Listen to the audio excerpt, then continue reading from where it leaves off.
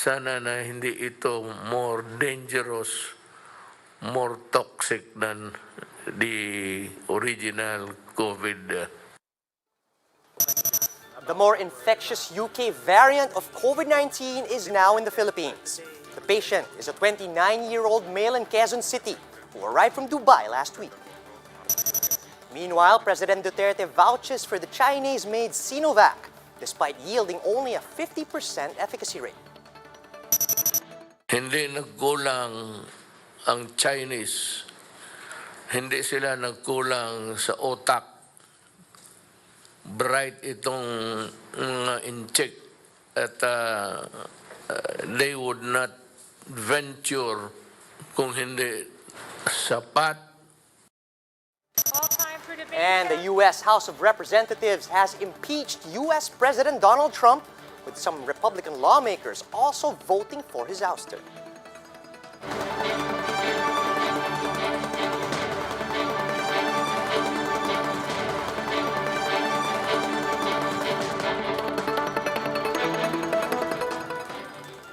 Fast, focused, and fearless. Here's everything you need to know as you jumpstart your day. I'm Charles Lejano. Kicking off today's newscast with fresh details from the United States. The U.S. House of Representatives has impeached President Donald Trump for a second time. 10 Republicans backed the impeachment vote, which formally charges Trump with inciting insurrection following the Capitol siege last week. With a vote of 232 in favor and 197 against, the Democrat-led House has left Trump's fate to the Senate, which remains in the hands of Republicans, at least for the moment. Later this month, the U.S. Senate will also be under the control of the Democrats. We know that the President of the United States incited this insurrection, this armed rebellion against our common country.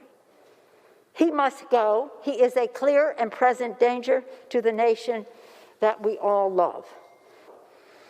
And then came that day of fire we all experienced.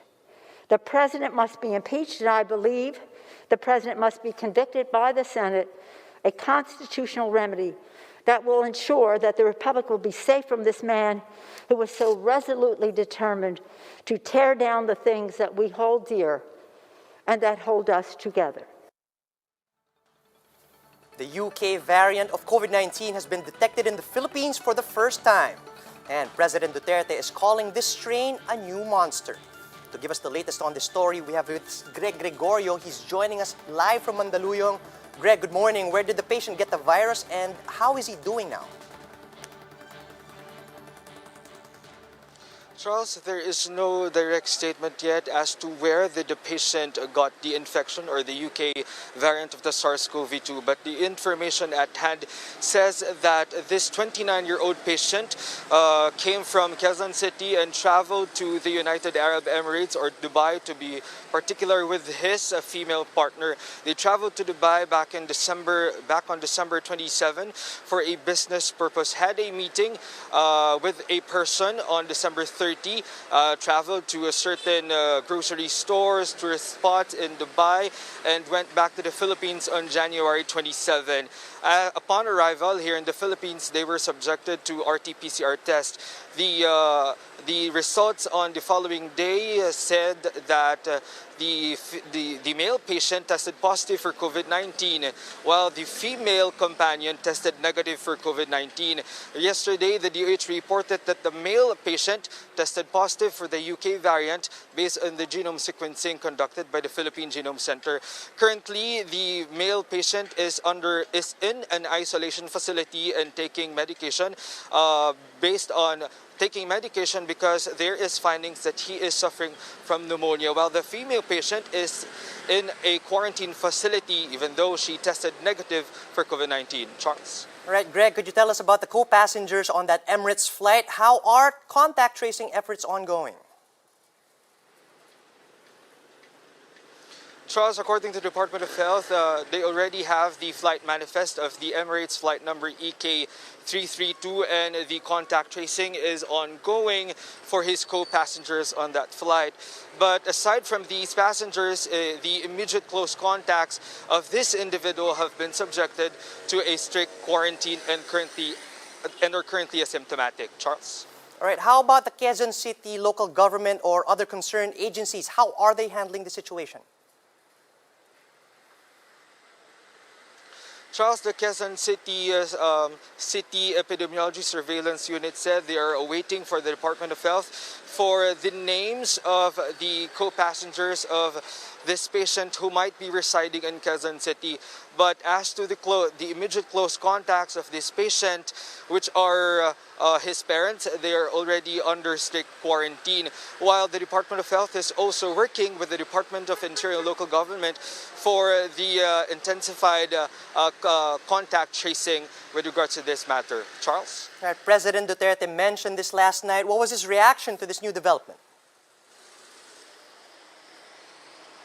Oh, Charles, the president said he just hopes that this new variant of the SARS-CoV-2 is not more toxic than the original strain of the COVID-19. Charles? All right, Greg, now that the new strain is here in the Philippines, we've heard before what will happen if and when it does get here. We've heard from Secretary Duque that community transmission will be the trigger point. But then now that it's really here, what now? What comes next? Will the government impose stricter border controls, extend the travel ban, or impose stricter quarantines even? Charles, as of the moment, the United Arab Emirates is not included in the more than 30 countries that is subjected to the list where we impose travel restrictions. But on the 10 a.m. briefing of the Department of Health later, we will ask more details about this. But when it comes to border control surveillance, the Department of Health said they will continue the intensified border surveillance through the through the biosurveillance conducted for the passengers who are coming into the Philippines, as well as clusters here in the country. Charles? Thanks for that, Greg. That was Greg Gregorio joining us live from Mandaluyong. President Duterte vouched for Chinese COVID-19 vaccines amid doubts and criticisms from the general public. In his latest public address, the president claimed that the Chinese vaccines procured by the government are as good as those made in America or in Europe. Hindi nagkulang ang Chinese. Hindi sila nagkulang sa otak. Bright itong mga incheck at they would not venture kung hindi sapat, tablayan sila sa visa, pati yung safe, secure ba yan, I can say na kung ano ang bibili ni Secretary Galvez. Yan, it carries with it my approval. Sabi ko nga, in the end, ako ang mananagot nito. So, yan ang katotohanan dyan. Recall, however, that vaccine czar Carlito Galvez said the Philippines is set to buy up to 20 million doses of AstraZeneca's vaccine.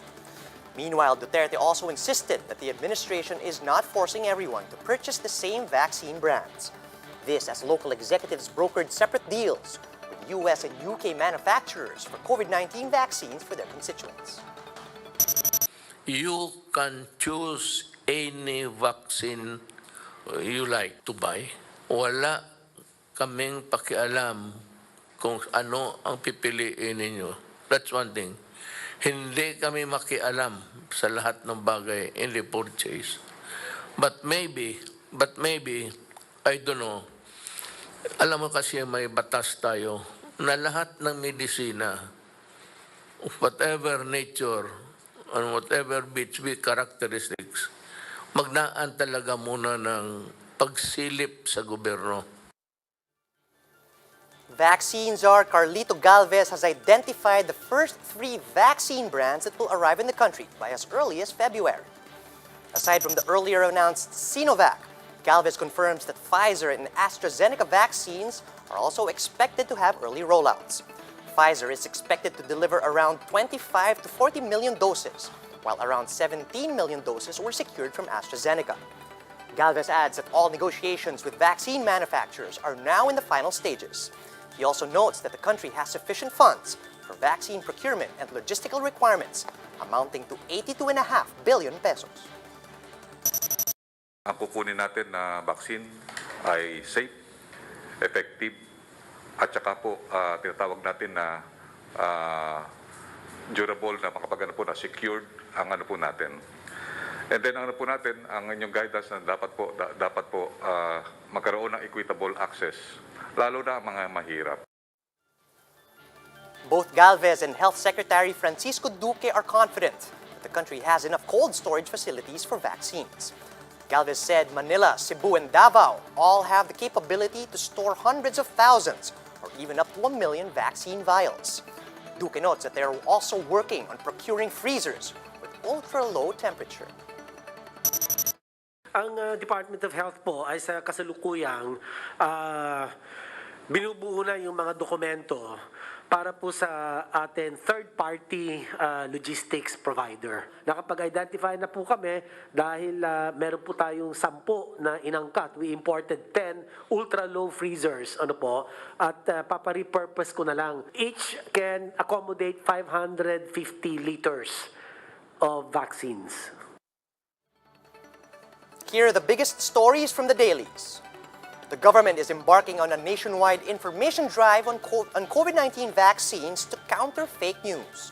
The Philippine Star reports that the vaccine cluster has allowed communication teams to go to priority areas to explain how the shots will be rolled out. The agency will also conduct a series of town hall meetings with health groups and LGUs this week to discuss the inoculation program. The Octa research team urges the government to extend its travel ban for 2 more weeks to avoid more infections of this new COVID-19 strain. The travel ban covers 33 countries with reported cases of the UK variant, and it is expected to last until tomorrow, January 15. And this from the Freeman, Mayor Edgardo Labella assures Cebu City residents that they will have a say on which COVID-19 vaccines the LGU will acquire. Although Labella warned that his constituents may have to be extra patient if the vaccine that they choose will not be available right away. And that's how the day is shaping up to be. Join us later at 10 a.m. as we continue to monitor the day's biggest stories from sunrise to sundown. You can also catch One News on the Signal Play app. Just register for a free account at www.signalplay.com and stream One News live anytime and anywhere. I'm Charles Lejano. We are One News.